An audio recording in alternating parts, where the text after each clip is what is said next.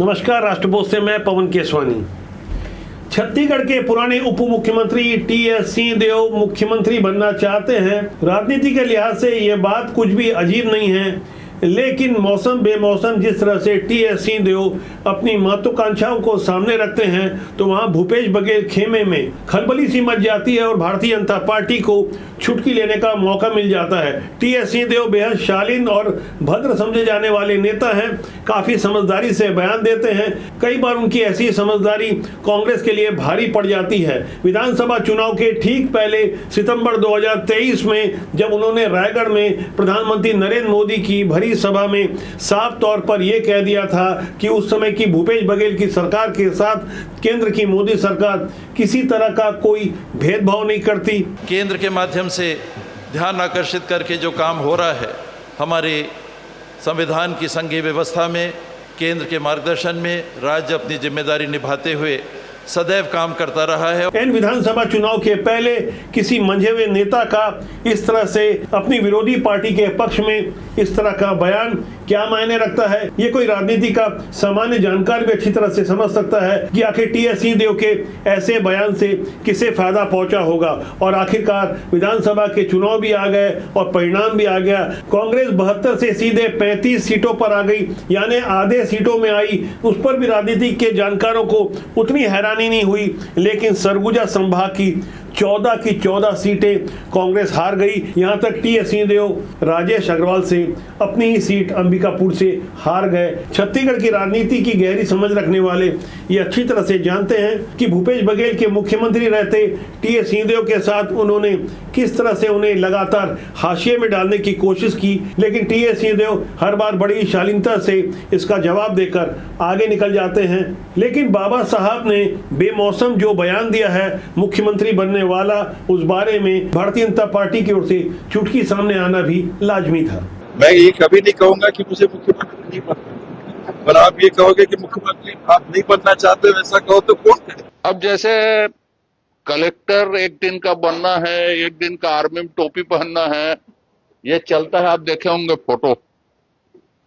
अब आ जाए हम उसको एक दिन विष्णुदेव जाए साय जी के कुर्सी से बैठा सम्मान करके उठा के ले जाएंगे। और क्या यही है, कांग्रेस में तो उसको कुछ मिलना नहीं। देखे हो ना, किसी बच्चे ने इच्छा दी एक दिन का कलेक्टर, 1 घंटे के लिए military cap, major, lieutenant general ऐसा बनाते हैं, तो हम लोग वैसे उसका सम्मान कर देंगे। उसी तरह से हसरत है, हसरत लेके ऊपर नहीं जाना चाहिए, आदमी को यही पूरा करना चाहिए। पत्रकार जब भी टी.एस. सिंहदेव से प्रश्न पूछते हैं वो सहज होकर खुलकर बात करते हैं। कोई झिझक नहीं होती, कोई भूमिका नहीं बनाई जाती और न ही वो प्रश्नों को टालने की कोशिश करते हैं। छत्तीसगढ़ में कांग्रेस इन दिनों बड़े सांगठनिक परिवर्तन की तैयारी कर रही है। अलग अलग जिलों की नई बॉडी बनाने के लिए पर्यवेक्षक नियुक्त किए जा रहे हैं। ऐसी तैयारियों के बीच पत्रकारों ने जब टी.एस. सिंहदेव से कुछ और बातें की तो खुले अंदाज वाले राजा साहब का बयान कुछ इस तरह से था। मेरा सपना तो कांग्रेस की सरकार बनना है। मेरा नाम चला था, मीडिया ने बहुत 2.5 साल में मेरे को लगातार बना के रखा था। पार्टी का निर्णय जो होता है वो फायदा। बाबा साहब अपनी महत्वाकांक्षा को कुछ इस तरह से प्रकट करें और भारतीय जनता पार्टी की ओर से कोई प्रतिक्रिया नहीं आए, ऐसा तो हो नहीं सकता। भारतीय जनता पार्टी की ओर से केंद्रीय राज्य मंत्री तोखन साहू ने कुछ इस तरह से सधे हुए बयान दिए। टी.एस. बाबा का जो दर्द है अभी भी छलक रहा है कि किस प्रकार से कांग्रेस पार्टी और उस समय के मुख्यमंत्री भूपेश बघेल ने किस प्रकार से उनके साथ धोखा किया है। जब 2.5 साल का समझौता था, सब लोग नकारते रहे, लेकिन उसको मौका नहीं मिला। अभी भी उनका दर्द छलक रहा है। इसका मतलब साफ है कि कांग्रेस पार्टी ने अपने ही नेता को धोखा दिया है। टी.एस. सिंहदेव चाहते तो मुख्यमंत्री बनने की अपनी महत्वाकांक्षा बंद कमरे में कह सकते थे, लेकिन जिस तरह से वो बार बार कैमरे के सामने आकर पत्रकारों को ये समझाने की कोशिश करते हैं कि उनके अंदर मुख्यमंत्री बनने की इच्छा है, तो ऐसा वो इसलिए भी कर रहे होंगे क्योंकि पार्टी आला कमान से उनकी जरूर कुछ न कुछ बात हुई होगी या आश्वासन मिला होगा।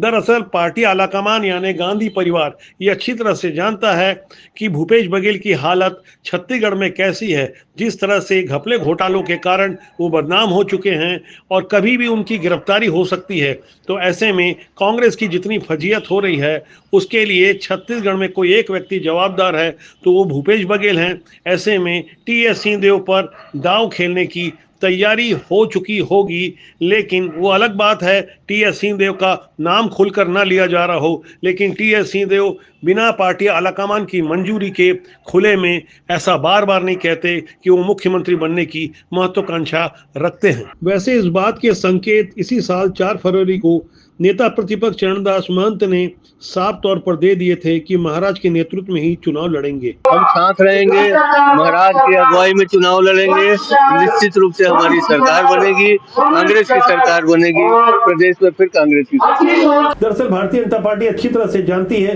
कि टीएस सिंहदेव का दर्द कितना गहरा है, इसलिए तो बार बार उस दर्द को कुरेदा जाता है और ये याद दिलाया जाता है कि किस तरह से वो 2.5 साल मुख्यमंत्री बनते बनते रह गए। भाजपा की ओर से अजय चंद्राकर जब टीएस सिंहदेव को एक दिन का मुख्यमंत्री बनाने का ऑफर दे रहे थे तब वो कहते कहते ये याद दिलाना नहीं भूले कि किस तरह से भूपेश बघेल के बेहद करीबी विधायक रामानुजगंज के विधायक बृहस्पति सिंह ने साफ तौर पर टीएस सिंहदेव के विरुद्ध किस तरह की बयानबाजी की थी, उन पर जान से मारने की धमकी तक देने का गंभीर आरोप लगाया था। अब देखे तो हैं साहब, उसको गांधी परिवार ने धोखा दिया, खुद ही बोलते थे आप the record on the record भी बोल देते थे कि 50-50 समझौता है वही करके।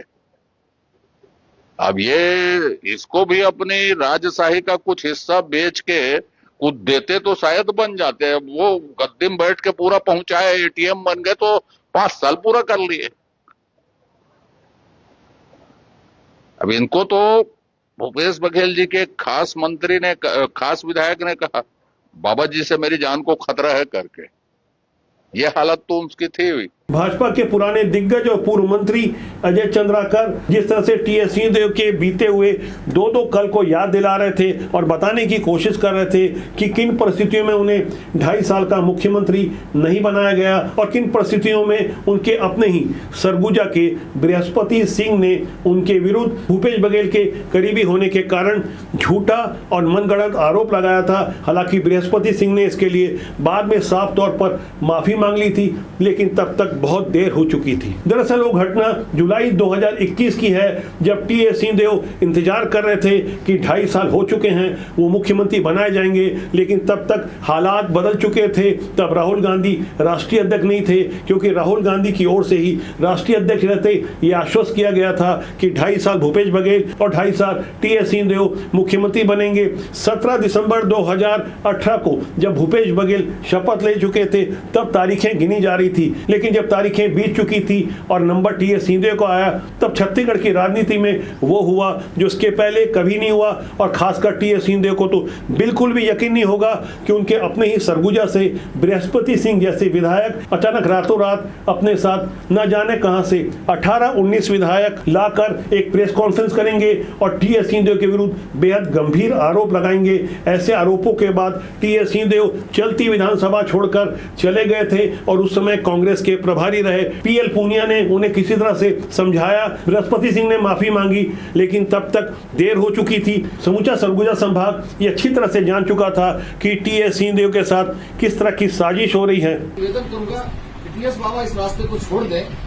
विधायकों के ऊपर हमला कराना, अपमानित करना और जानलेवा हमला करना बहुत चिंतनीय बात है और ऐसी सामत साइड छोड़ के अगर ये लोकतंत्र में है, जनतंत्र है, सारे लोगों को लेकर चलेंगे तो उनकी बतौर बात हम लोग के समझ लेने तक हुई और उसके बाद में ये बयान सीमित रूप से आना, मैं नहीं समझता कि मेरी स्थिति अब ऐसी है कि तब तक मैं इस सदन में उपस्थित हूं जब तक इस स्थिति का शासन की तरफ से स्पष्ट जवाब न आए। तो मैं आपसे इजाजत लेके तब तक के लिए, जब तक कि इसमें शासन की तरफ से मेरे संदर्भ में स्पष्ट जवाब नहीं आता, मैं इस सदन के, इस पवित्र प्रजातंत्र की सदन की कार्रवाई में सम्मिलित होने के लिए अपने आप को योग्य नहीं समझता। क्या